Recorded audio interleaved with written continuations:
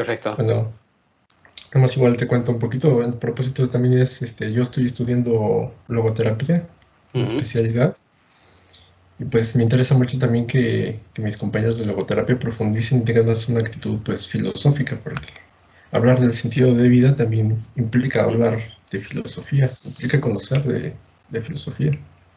Sí. Y bueno, un poquito presentarte, aunque no necesitas presentación. Yo digo, ¿quién no te conoce? Enrique de Adictos a Mucha la gente. Filosofía. Eres el mejor divulgador de filosofía en YouTube y creo que no necesitas mucha presentación. Y si hay algún loco que no te conoce, pues paso a invitar a que te conozcan a tu canal.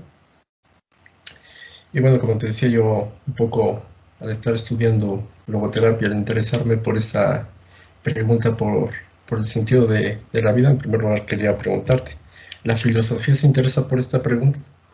Mm. ¿Qué nos dice la filosofía sobre el sentido de la vida? Bueno, a ver, o sea, yo creo que es una de las preguntas filosóficas centrales, ¿no? Eh, Sobre todo, al menos a partir de la revolución socrática, ¿no? Quizás al principio de la filosofía el tema de la... Bueno, aunque seguía estando presente, pero no ocupaba como el lugar principal que luego va a ocupar con Sócrates, pero que al principio de la filosofía era más la reflexión en torno a la naturaleza en cuanto a los fundamentos o los principios de la naturaleza, y es Sócrates el que introduce como de lleno esa pregunta por la vida, ¿no? Por cómo hay que vivir, por cómo vale la pena vivir, qué vida es la que vale la pena vivir, etcétera, ¿no? Entonces, yo creo que sí, que es una de las preguntas centrales desde Sócrates, y luego encuentras ya en Platón, Aristóteles, luego todo el estoicismo, vamos, todos los filósofos. Y al final, quieras que no, incluso la reflexión metafísica más abstracta acaba teniendo algún tipo de implicación en esta otra pregunta del sentido de la vida, ¿no? De por qué estamos aquí o cuál es nuestro lugar en el mundo, ¿no? Cuál es el sentido de nuestra existencia. Bueno, entonces podríamos decir que la filosofía desde siempre se ha planteado esta pregunta y un poquito más o menos ya me respondes la siguiente pregunta. ¿Qué rama de la filosofía sería la que se preocupara por esta pregunta? ¿Sería la metafísica o también la ética o hay Yo alguna creo otra que, rama? sí, yo creo que un poco como hay distintas ramas, porque, o sea, yo diría que la metafísica al menos tiene algo que decir, en cuanto a que en la metafísica intentamos dar como una cosmovisión general, ¿no? Y dentro de esa cosmovisión general está también cuál es el lugar del hombre dentro del cosmos, ¿no? Luego tendrías también la antropología. Al preguntarte qué es exactamente el hombre, obviamente una de las preguntas clave es ¿para qué está el hombre aquí, ¿no? Y luego la ética. Yo diría que la ética al final es, al menos entendida en sentido quizás más clásico, más aristotélico, ¿no? Como la ciencia de la felicidad, la ciencia de la vida buena, pues tiene esa pregunta como también en el centro. Sí, bueno, por ejemplo, déjame decirte que a mí, por ejemplo, Aristóteles fue uno de los que más me metió en la cabeza esta pregunta, ¿no? Ética, Nicomaco al principio, cuando dice cuál es la finalidad del arquitecto, ¿Cuál es el fin del último? doctor, ahí plantea esta teleología, si no recuerdo mal. Sí, O sí. sea, ¿para qué? ¿No? Es que, bueno, para el Aristóteles, si no recuerdo mal, la felicidad es el fin último del ser humano. Es que también, por ejemplo, ¿qué pensarías es de esta actualidad, ¿no? Si se ha exagerado esta búsqueda de felicidad como Mm. propósito de la vida o... Mm. ¿Sabes? Sí, ¿sabes qué pasa? Que cuando Aristóteles habla de la felicidad y la eudaimonía, eso, o sea, para nosotros modernos suena algo distinto de lo que Aristóteles quería decir. O sea, cuando nosotros escuchamos felicidad, nos viene a la cabeza, pues eso, estar alegres, ¿no? Estar contentos. Es como un concepto muy, podríamos decir, muy sentimentaloide, muy sentimentalista de la felicidad. Aristóteles tiene un concepto mucho más global. O sea, para él, felicidad, el término que utiliza es eudaimonía, que es la vida buena, y eso incluye una vida virtuosa. sea, para Aristóteles seguramente lo que nosotros entendemos por felicidad, que es, yo qué sé, pues estar contento y tener vacaciones y ir de fiesta, no sé, ¿sabes? O sea, como pasarlo bien para él sería como lo más, una existencia de lo más mediocre seguramente, porque no incluye o no tiene como, no tiene el lugar central que para él tiene la virtud. Conseguir construir el propio carácter para realmente llegar a ser un hombre bueno, un hombre justo, un hombre virtuoso. Eh, como, o sea, que para él tiene como esa visión mucho más global de lo que es la felicidad que lo que teníamos nosotros. Sí, una visión completamente diferente, ¿no? Porque ahora es Sí, como de que tienes que estar sonriendo, ¿no? Eso es la felicidad. Tienes que estar exacto. sonriendo y brincando de contento todo el tiempo. Y Aristóteles lo centra en la virtud y una buena comprensión de lo que es la virtud. Un poquito la siguiente pregunta sería, ¿qué otras respuestas han dado los filósofos sobre el sentido de la vida? Por ejemplo, ya dijimos de Aristóteles, su sentido de la vida, la respuesta que es en torno a la virtud, a la Mm. felicidad, que es entendida como eudemonía. Y, por ejemplo, para los estoicos, ¿cuál sería el propósito de la vida? Sí, el estoicismo, si no me equivoco yo ahora, si me acuerdo bien, es, o sea, tiene como una visión como más, o sea, también está centrada en la virtud, pero es un concepto de virtud más centrado en la supresión de las pasiones, en en el control de las reacciones que nosotros tenemos ante las cosas, ¿no? Eh, claro, tú piensas que el estoicismo surge en un momento político muy complicado en la antigua Grecia, si no me equivoco, es justo como después de la caída del imperio de Alejandro Magno, que eso deja un vacío de poder increíble y entonces, claro, ahí pues es un momento muy inestable y las distintas filosofías se tienen que adaptar para, digamos, dejan de lado las grandes elucubraciones metafísicas de Platón y Aristóteles para intentar como dar una orientación a la vida de la gente que no, en un momento en el que se ha perdido toda orientación, se ha perdido todo punto estable, ¿no? Entonces es más como o yo lo entiendo más como la idea de vamos a intentar vivir una vida tranquila, quizás, más que una vida feliz, se podría decir, aunque obviamente ellos dirían que esa es la vida, que es la vida verdaderamente feliz, ¿no? Pero es más como una vida tranquila en la que consigamos, o sea, en que da igual lo que pasa fuera de nosotros, la paz de la ciudad interior, o sea, da igual los conflictos de la ciudad exterior, mantener la paz interior, ¿no? La paz de la ciudad interior. Luego, bueno, por volver un poquito atrás, ¿no? Porque o sea, lo que he dicho Aristóteles de la virtud es verdad, pero él también tiene toda esa dimensión más teórica o contemplativa o filosófica de la felicidad, en la que la felicidad también tiene una dimensión de no solo la virtud, sino de la contemplación de la verdad, ¿no? Que eso lo toma mucho de Platón, de Platón. conseguir. Para Platón era contemplar las ideas, la idea de bien, etcétera. El mundo inteligible para Aristóteles va a ser contemplar su primer motor inmóvil, ¿no? El acto puro de la eternidad de ese primer motor, que es la razón, la causa final de todas las cosas. O sea, como que también tiene toda esta dimensión más contemplativa que luego se va a trasladar también a la filosofía medieval, ¿no? La filosofía medieval también va a tener toda esa dimensión práctica de la virtud como camino hacia la felicidad, pero el fin último real, o sea, la virtud se orienta a la contemplación de lo divino, ¿no? Al final, que es lo único que puede saciar el corazón del hombre, ¿no? Porque el corazón del hombre es un pozo infinito, que tiene un deseo infinito de belleza, de bondad, de justicia, de verdad, etcétera, que eso solo lo puede llenar lo absoluto, ¿no? Ok. La divinidad misma, Dios mismo, ¿no? La contemplación de Dios, ¿no? Claro, luego ya, bueno, tendrás ya a todos los existencialistas que te vendrían a decir que no, que la vida no tiene sentido, o que solamente es un sentido que le pones tú, que no es algo objetivo, sino que es como lo que tú decidas. A mí me gusta mucho Camus, Camus, como se pronuncia, igual que le preguntas a una persona, te dice de una manera y a otra.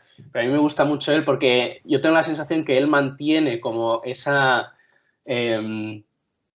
potencia de la dimensión humana que tenían Platón, Aristóteles y los medievales, de que el ser humano es un ser hecho para el infinito, de que es un ser anhelante que quiere lo absoluto, pero con la conciencia de que eso que el ser humano quiere, pues para Camus no existe, ¿no? Por tanto, es como el ser humano es un ente que está frustrado de entrada, pero que en esa misma frustración tiene que ser capaz como de encontrar el orgullo de vivir, ¿no? Que es como el orgullo de Sísifo, que va subiendo la montaña, subiendo la piedra, que es una tarea que no tiene ningún sentido porque en cuanto llega arriba la vuelve a bajar, pero como encontrar como el orgullo en esa tarea sin sentido, ¿no? Y seguir haciéndola, y lo que dice Camus, ¿no? De que hay que imaginarse a Sísifo feliz, ¿no? Feliz.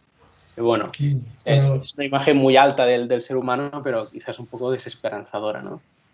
yo creo que bastante. Aquí, con todo lo que me has comentado, varias preguntas, así como un pequeño así resumen que pudiera hacer, diríamos, para Sócrates el sentido es como la vida reflexiva, que dice, una vida sin filosofar no vale la pena ser vivida. Entonces, el sentido está en la reflexión, para Aristóteles, para Platón en la verdad, para Aristóteles en la virtud, en la felicidad, e igualmente en la verdad, durante la Edad Media, en la contemplación de lo absoluto, de lo divino, es decir, en Dios. Aquí una pregunta sería, por ejemplo, los existencialistas son los primeros en decir dentro de la filosofía no hay sentido, es absurdo, o algún otro filósofo ya lo había propuesto antes.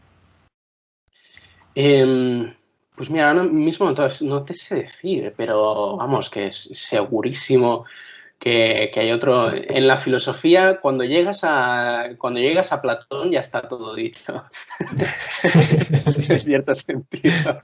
¿Sabes? Eso de que toda la historia de la filosofía son notas al pie de página de Platón, ¿no? Pues mi experiencia es que casi todo está dicho antes de Platón, y lo que no está dicho antes de Platón lo dice Platón, ¿no?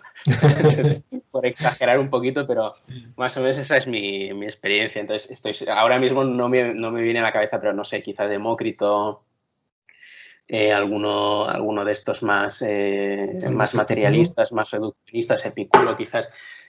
Sí, Epicuro puede ser. Bueno, Epicuro en el placer, ¿no? Aunque no es un placer puramente hedonista, sino que es un placer con medida, pero supongo que, no lo sé, o sea, no te sabría decir, pero segurísimo que hay. O sea, en los existencialistas es donde más Se seguramente nota.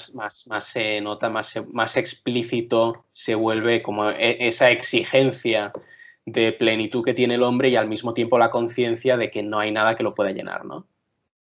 Y aquí, por ejemplo, también en esta parte ya del existencialismo de Camus o de Camus, ¿no te parece como de repente una contradicción o un cambio que hubo en Camus, por ejemplo, el de Calígula, de los hombres mueren y no son felices? Que por cierto yo lo conocí gracias a tu video, que me impresionó cuando leí esta obra, a decir después hay que imaginarnos a Sísifo feliz. O los hombres mueren y no son felices, o me lo imagino feliz. ¿Aquí hubo un cambio de visión de Camus o es una contradicción o cómo lo ves? Sí, yo no soy experto en Camus, entonces no te sabría decir si hay una evolución en su pensamiento, eh, o simplemente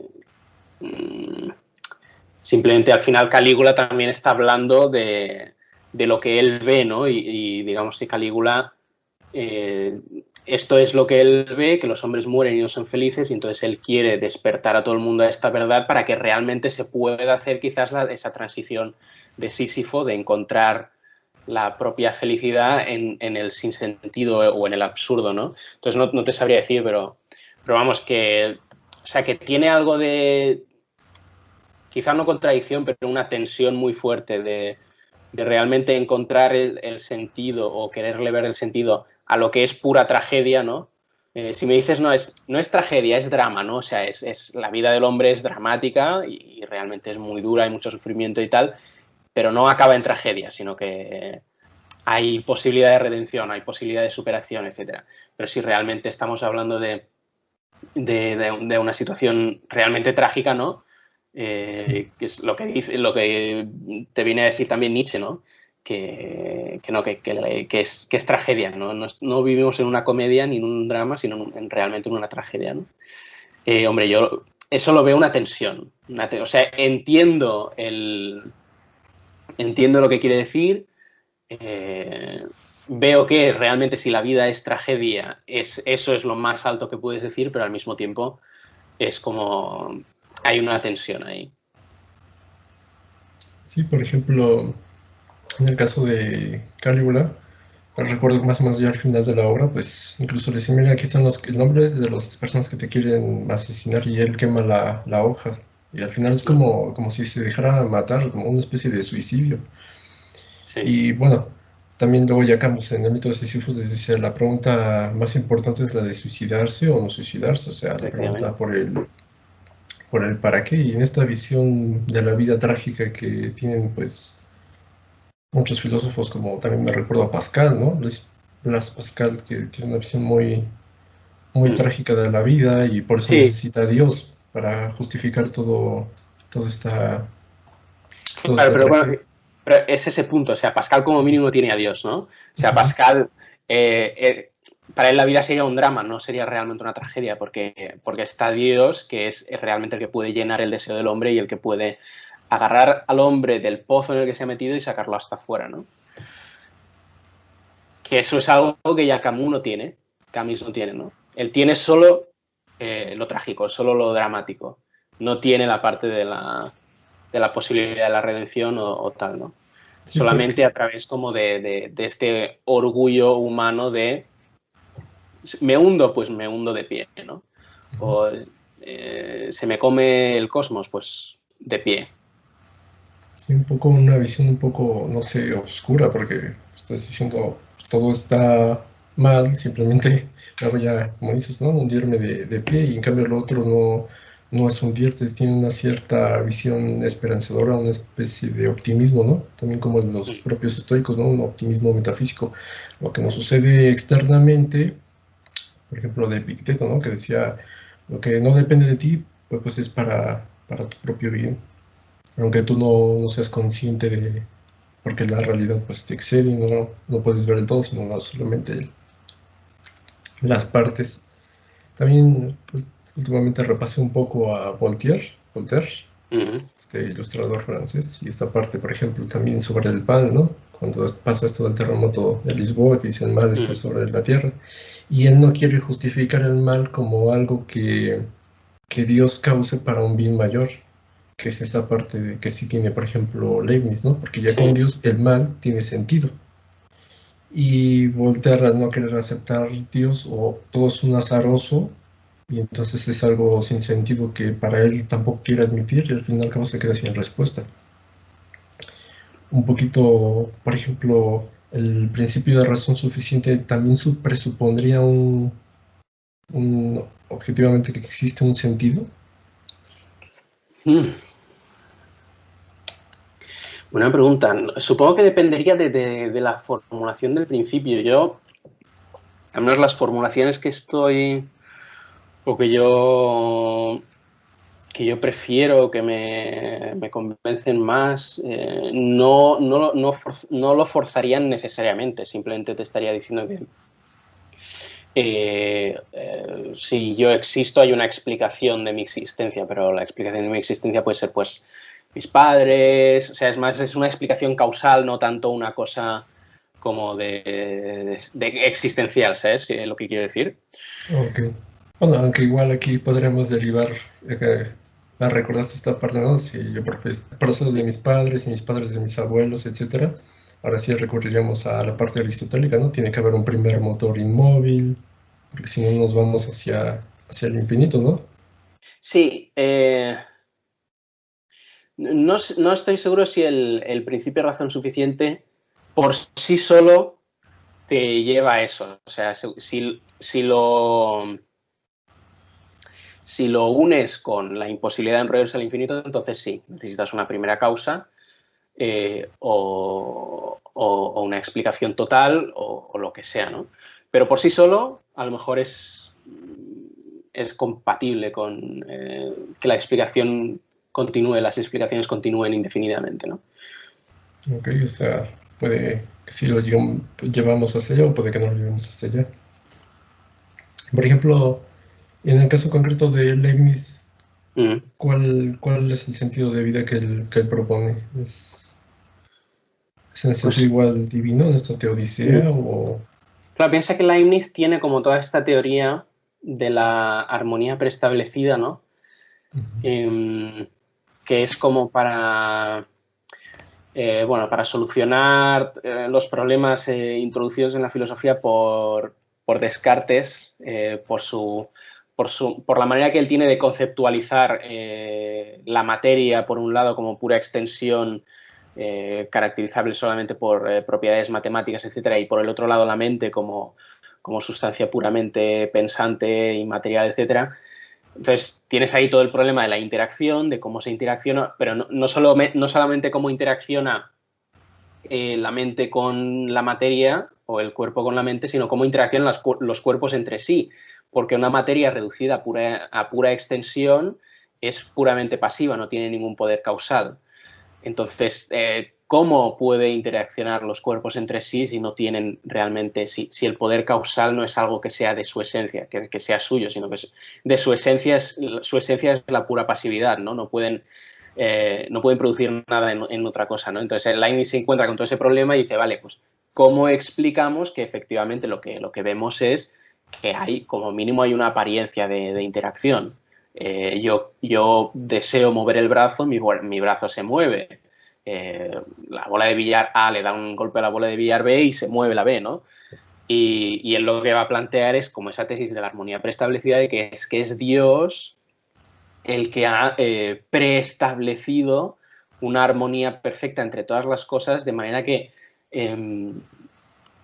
sin haber interacción real, parece que hay interacción, ¿no? Es como que Dios, como si todo lo que existía fueran relojes que Dios ha sincronizado a la perfección, ¿no? Entonces tú puedes mirar dos relojes sincronizados a la perfección y te puede parecer que es que cuando uno mueve la manilla, pues el otro también, y eso es que el primer reloj ha causado ese movimiento en el segundo, pero no, simplemente que han estado sincronizados de antemano, ¿no? Entonces, claro, tienes como esa visión en Leibniz de que el cosmos entero es como una gran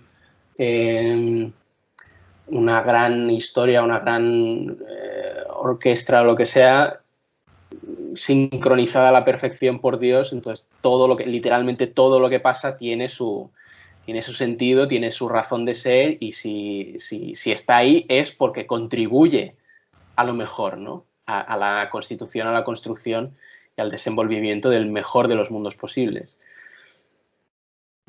Una visión pues interesante, ¿no? Y también un poquito similar a la estoica, ¿no? Este optimismo metafísico del destino que es para contribuir sí, claro, a o sea, bueno. sí.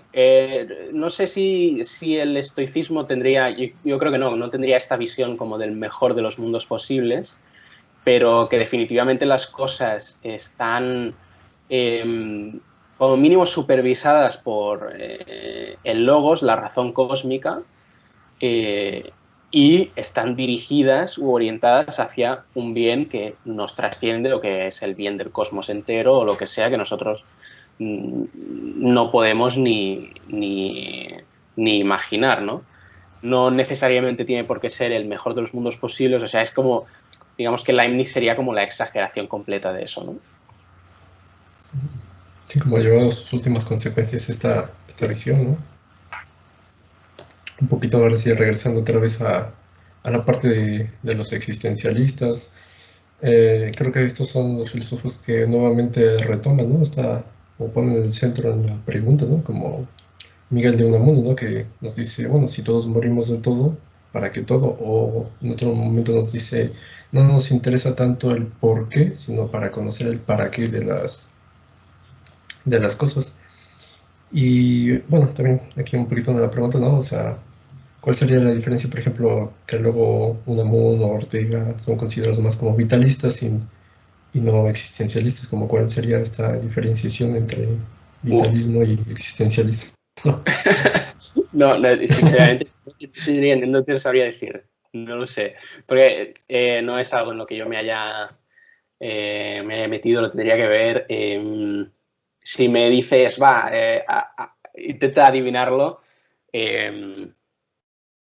no lo sé, o sea, sí a buenas a primeras me parece lo que se dice una distinción sin diferencia, ¿no? Como que, bueno, quizás es algo más semántico que una distinción real, ¿no? Luego seguramente si lo miráramos y tal, pues diría, no, realmente hay una distinción y tal, pero ahora honestamente no te sabría decir, no te sabría.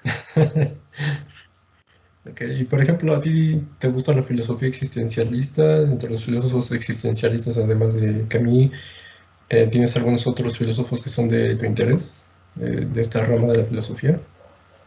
A mí el existencialismo me interesó un montón durante una etapa. Yo estuve como súper enganchado a Nietzsche, por ejemplo, que en cierto sentido, muy entre comillas, se podría considerar como uno de los primeros existencialistas, ¿no? Aunque a mí lo que me gusta decir, o sea, Nietzsche es Nietzsche, ya está, no le pongas más etiquetas, no digas que es un existencialista, no digas que es no sé qué, Nietzsche es Nietzsche y ya está, porque no hay manera de encasillarlo en ninguna parte, ¿no? Pero es verdad que tiene ese tono de reconocer la vida como tragedia y reconocer en él mismo un deseo de algo infinito que frente a la realidad se ve constantemente frustrado, ¿no? O sea, hay un aforismo suyo precioso que si no recuerdo mal, creo que el título es el de la séptima soledad y está en La Gaia Ciencia con Aurora y lo que habla es un viajero que después de cerrar la enésima puerta como cae de rodillas y se pone a gritar en plan, ¿qué es lo que me pasa? Que literalmente nada de lo que encuentro, por bello que sea, me puede retener, sino que siempre tengo la necesidad de ir más allá. O sea, da igual lo que encuentre, da igual lo bello que sea, siempre quiero más. Siempre, nunca estoy satisfecho, nunca está satisfecho mi corazón, ¿no? Y, y eso, bueno, esa fue la parte de Nietzsche con la que más enganché, con la que más simpaticé. Luego Kierkegaard también tiene como esa conciencia de lo mismo, ¿no? Camus en Calígula al menos también la tiene y por eso mi Calígula me encanta y lo he leído no sé cuántas veces. Sí. O sea, Calígula que dice, yo lo que quiero es la luna, ¿no? O sea, lo imposible, lo absoluto, lo quiero, pero no lo puedo conseguir, ¿no? Hay un momento en el que grita, qué mar, qué Dios, qué océano será capaz de llenar mi corazón, ¿no? Y como diciendo, es que literalmente no hay nada que pueda llenar mi corazón porque es un pozo sin fondo que nunca está satisfecho, ¿no? Eh, Sí, eh, ahorita se me y- vino a la muerte, se me vino a la mente precisamente un diálogo de esta obra de Calígula. Dice el otro, tanto drama por la muerte, ya sé lo que vas a decir, tanto drama por la muerte de una mujer. Y no es eso, o sea, lo que ha pasado, sino es una verdad que me pesa, que me hace necesaria la luna, o la felicidad, o la inmortalidad, algo que no sea de este mundo. Y ya es cuando le dice, pero ¿cuál es esa verdad? Una verdad pequeña, pero que pesa a quien la lleva. Y ahí es cuando dice, los hombres mueren y no son felices, porque efectivamente ahí está demostrando esa hambre, ¿no? Es una hambre de algo que vaya más allá de lo material. Y luego por eso yo no me explico muchas filosofías materialistas o analíticas que pues cortan como la realidad o este deseo más que nada del hombre por realidades que nos superan, por realidades que no nos son suficientes, porque lo material pues nos da cierto sentido, ¿no? Pero tenemos como una especie de hambre, de deseo de más allá. sí, sí, sí. Sí, sí, por eso lo que ves constantemente es que en cuanto de alguna manera este deseo es censurado o no se le deja o no se le deja tomar conciencia de sí mismo y de que realmente el objeto que necesita es como lo absoluto, lo que constantemente ves es que lo intentamos como lo intentamos llenar con sucedáneos, ¿no? Pues ahora el paraíso en la tierra, ¿no? La utopía, una ideología política, otra persona, una mujer, un hombre, mis hijos o lo que sea, ¿no? Pero como que siempre está eso de que no, que lo que decía Nietzsche, que da igual lo que le des, siempre quiere más, ¿no? Siempre quiere ir más allá, da igual cuánto haya sido más allá, siempre quiere ir más allá, ¿no? Sí, sí, definitivamente sí. Expresa muy bien, pues, deseo. También una parte de Nietzsche que me gusta igual de la Gaia Ciencia es cuando se anuncia la muerte de Dios, ¿no? Cuando tira el jarro, dice, busco a Dios y no lo encuentro y se burlan de él, que de hecho tienes un video muy bueno sobre este aforismo. O sea, pero a mí un poco lo que me dice es como de que, pues, si Dios no existe o Dios existe, tiene consecuencias. Y los que estaban ahí que se burlan de él es que no las comprenden.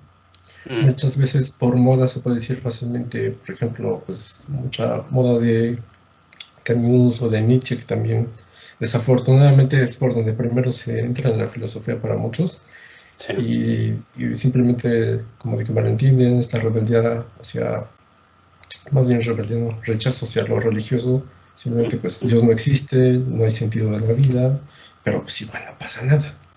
O igual hay muchas personas que pueden creer en Dios y pues no pasa nada, siguen viviendo como si no pasara absolutamente nada. Y un poquito de aquí la reflexión de él es que sí, sí pasa mucho, ¿no? Tiene consecuencias terribles para ambos lados. Incluso ahorita que estoy leyendo también un poco a Julián Marías, Mapa del Mundo Personal, en esta cuestión de ser futuristas dice, no pasa lo mismo cuando tú te relacionas con una persona y la consideras un ser finito, cuyo futuro es la nada, a cuando te relacionas con ella y tiene un futuro de eternidad. O sea, la forma en que nos relacionamos también va a cambiar por eso. Entonces también estas partes tienen consecuencias profundas, ¿no? Que muchas veces no se ven y se toman de forma muy Sí, sí. superficial. No sé tú cómo lo escuchas esto. Sí, sí, totalmente. O sea, yo creo que esa es una de las principales lecciones de Nietzsche. O sea, Nietzsche tiene en su infancia, en su juventud, tiene ese Dios de su niñez, de su familia, de su tradición, que luego él llega al convencimiento de que es una quimera, de que es una ilusión, pero eso no le quita el deseo de infinito que tenía y que esa ilusión le estaba llenando, ¿no? Entonces, esa es la lección, o sea que, vale, pues quizás Dios está muerto, pero el que no está muerto es el hombre, el que no está muerto es el corazón del hombre, ¿no? Eh, por tanto, la única manera de matarlo, de matar el corazón o de matar el deseo, es justamente lo que hacen los hombres del mercado, que es no pararle ninguna atención, censurarlo completamente. Pero claro, eso para Nietzsche es dejar de ser hombre al mismo tiempo, ¿no? Entonces es como, para seguir siendo hombre después de la muerte de Dios, lo que hay que hacer es encontrar algo que lo sustituya. Y bueno, Nietzsche va a intentar hacer lo mejor que él puede encontrar para sustituirlo, ¿no? Que es, bueno, pues el superhombre, el eterno retorno, ¿no? Que es como ese intento desesperado de salvar lo que sea del cadáver divino, ¿no? De salvar lo que sea de la eternidad que le habían prometido de niño, pues salvar lo que sea, aunque sea en la forma de eterno retorno, ¿no? Sí, y aquí un poquito lo grave es que cuando queremos sustituirlo hoy en día, pues es sustituirlo por el consumo, por ideologías y por un montón de cosas que quedan muy por debajo definitivamente. Y también un tema muy relacionado con esta parte del rechazo de Dios, de la muerte de Dios, pues es este tema de la eternidad, ¿no? Porque, por ejemplo, a Unamuno no le convenció Nietzsche en este sentido del eterno retorno, porque él decía remedio de inmortalidad. También esta Exacto. parte de si tú plantas que antes, como dicen, antes de morir tienes que plantar un árbol, tener un hijo, escribir un libro, para Unamuno todo eso es remedio de inmortalidad,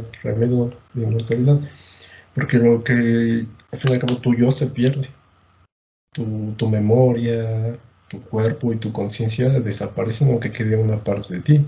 Y además también viendo a futuro, pues toda la humanidad va a desaparecer.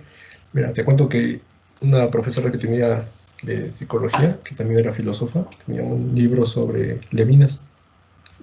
Y en esta concepción de Levinas de que el hombre es un ser para después de la muerte, sino lo que tú dejas para las siguientes generaciones. Y yo le pregunté a la maestra, bueno, ¿y qué pasa con la última generación? ¿Qué pasa con el último hombre? ¿Para quién va a ser? Me dice la respuesta, me pregunta, pues eso no, si no me supo contestar, es como de que eso no importa, ¿no? Pero pues sí importa. La Eso humanidad no va será a su durar para problema. siempre. Sí. Ya ellos se las arreglarán. Exacto. Sí, sí. Sí, pero es una pregunta que nos hacemos, ¿no? Porque así como tenemos la capacidad de vernos a futuro, que en un momento nosotros vamos a morir, también somos capaces de contemplar el fin de la propia humanidad. Y a fin de cuentas nos preguntamos, bueno, ¿para qué fue todo esto? En unos 100 años nos acabamos en una guerra o yo que sé, un accidente cósmico y bueno, cabe preguntarse para qué fue todo esto. Y muchas veces siento que, bueno, un poco también otra vez mi rechazo a estas filosofías que evitan estas preguntas, ¿no? Que no hay que preguntarse esto o simplemente como disminuirle, restarle importancia. Hay un profesor de literatura que fue como creo que alumno de Gustavo Bueno, que se llama Jesús G. Maestro, no sé si lo conozcas o lo ubiques. Sí, me suena, lo he visto por YouTube, creo. Sí, estaba por YouTube. En uno de sus videos tenía, por ejemplo, el existencialismo es una psicopatología deprimente. Y cuestiones como pues, la muerte decía, bueno, pues eso es poca cosa, ¿no? O sea, no es para tanto, no es tan dramático. Y yo esa es la actitud que no me, así como diría un mundo, como no se les retuercen las entrañas, ¿no? Al preguntarse Yeah. por la muerte, por el sentido de la vida. Y eso es un poquito, siento luego, lo que estamos padeciendo, tanto como por sociedad, como incluso dentro de la propia filosofía. O nos vamos a las exageraciones de todo es todo y nada es nada, estos relativismos que caen en la exageración, o caemos en un materialismo de 2 más 2 y esto es Sí. así y ya se acabó. Sí, el hombre del mercado de Nietzsche, sí. ¿Tú crees que necesita la filosofía un equilibrio entre estas dos partes? Sí, un equilibrio o algo que la lleve más allá incluso, ¿no? No sé. O sea, al final quizás la filosofía lo único que puede llegar es como a plantear la pregunta de la manera más clara y más dramática posible y ahí es donde se tiene que quedar la filosofía y a lo mejor no puede ir más allá o quizás sí, quizá puede dar 1 o 2 pasos, ¿sabes? Quizás no puede llegar hasta el final, pero puede quizás dar 1 o 2 pasos o marcar la dirección o lo que sea. Pero sí, vamos. Para ir un poco ya más concluyendo, o sea, yo un poquito al estudiar psicología te preguntaría, ¿no? ¿Qué relación hay entre si la psicología y la filosofía? ¿La filosofía aporta algo para el bienestar o la salud? ¿O al contrario es algo que puede llegar a problematizar, incluso a enfermar al ser humano? ¿Tú cómo lo verías esta parte? Pues yo creo que la relación entre psicología y filosofía tiene que ser la misma que la de cualquier otra ciencia o disciplina con la filosofía. O sea, la filosofía al final lo que te aporta es la base, el fundamento y el andamiaje conceptual sobre el que luego tú puedes, o sobre el que luego cada disciplina puede investigar su objeto propio de manera más concreta, de manera más empírica o lo que sea, ¿no? En el caso de la psicología, claro, o sea, tú hacer una psicología sin antropología, eso no lo puedes hacer, porque al final estás tratando con el ser humano, ¿no? Con seres humanos individuales y concretos. Tienes que tener alguna imagen antropológica. Entonces, si no la tienes de manera explícita y reflexiva, la vas a tener de manera acrítica y reflexiva. Entonces, lo mejor que puedes hacer es tener la filosofía bien clara primero, es decir, la imagen filosófica del hombre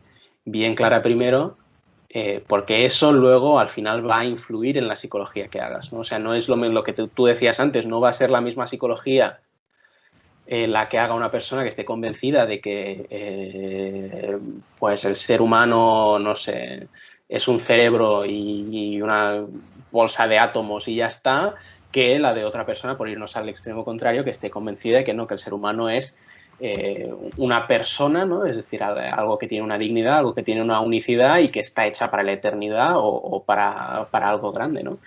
No va a ser la misma psicología la que vas a hacer. Entonces, como mínimo, ser consciente de eso y estar abierto a examinar filosóficamente los propios presupuestos antropológicos para hacer una psicología mejor si es que vemos que la que se está haciendo no funciona o lo que sea. Sí, completamente de acuerdo, ¿no? O sea, por ejemplo, Freud tiene su propia visión antropológica del hombre, o Exacto. Viktor Frank también tiene su propia visión antropológica del hombre. Y por ejemplo, dentro de la visión antropológica del hombre de Viktor Frank nos dice que nosotros, así como tenemos una voluntad de poder o de placer, tenemos una voluntad de sentido. ¿Tú qué dirías? ¿Crees que tenemos una voluntad de sentido? Yo creo que sí, totalmente. Yo, Frankel, he de decir que no lo he estudiado a fondo, pero sí que en el instituto me interesé muchísimo por él porque aquí en España hacemos lo que se conoce el trabajo fin ahora no es el trabajo fin de grado porque eso es la carrera, es el trabajo fin de bachillerato o lo que sea, aquí en Cataluña lo llamamos el trabajo de recerca, trabajo de investigación. Y yo lo hice en Frankel, en el hombre en busca del sentido. Y me leí el libro, me leí alguna otra cosa de logoterapia y tal, y me acuerdo poco, pero de lo que me acuerdo, yo creo que él la clavó, o sea, que realmente frente a esas psicologías reductivas de el hombre reducido a su pulsión sexual o el hombre reducido a su pulsión violenta o a su pulsión animal o ni siquiera a ninguna pulsión, sino a impulsos cerebrales, lo que sea, él realmente es capaz de dar como con esa pieza del puzzle de que que el hombre es algo más que tiene una voluntad de sentido que permea todas sus otras dimensiones. O sea, todas las dimensiones humanas están permeadas por esta voluntad de sentido y da con esa intuición de la logoterapia de que, que mucha gente lo que realmente necesita es un sentido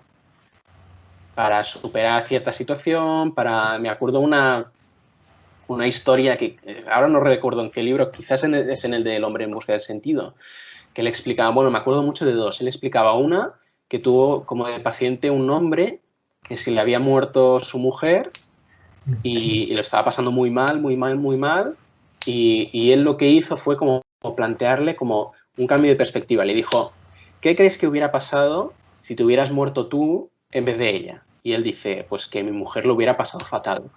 Y entonces le dice, pues ya está, ahí lo tienes.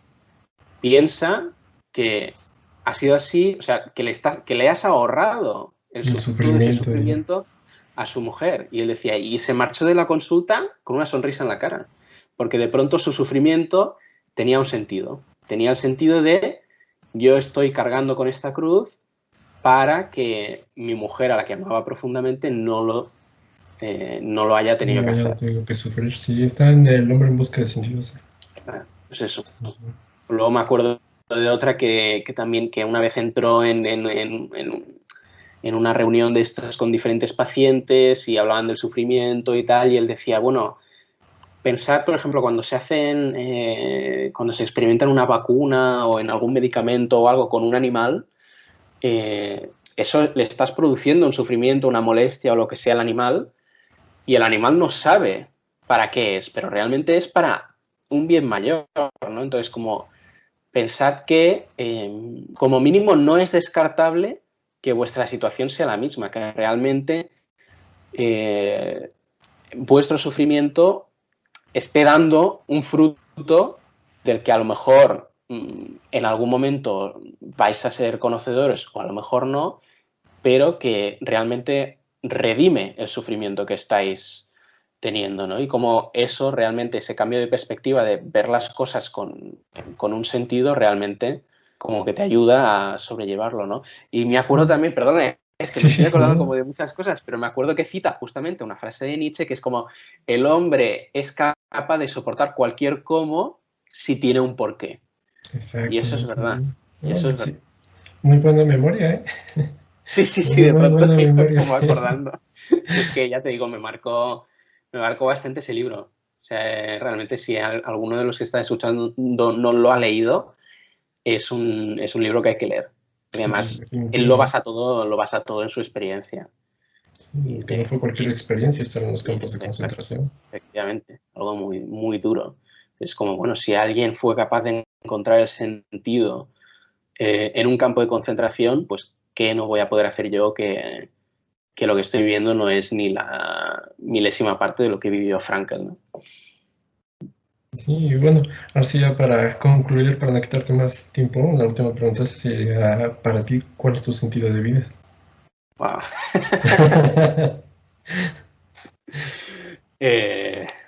Ostras, esa es muy buena pregunta.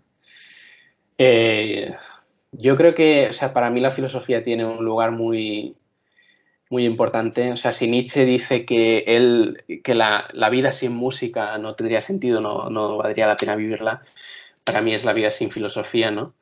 Pero bueno, luego al mismo tiempo, o sea, la filosofía te puede dar mucho, pero no te da lo que te dan las relaciones humanas, ¿no?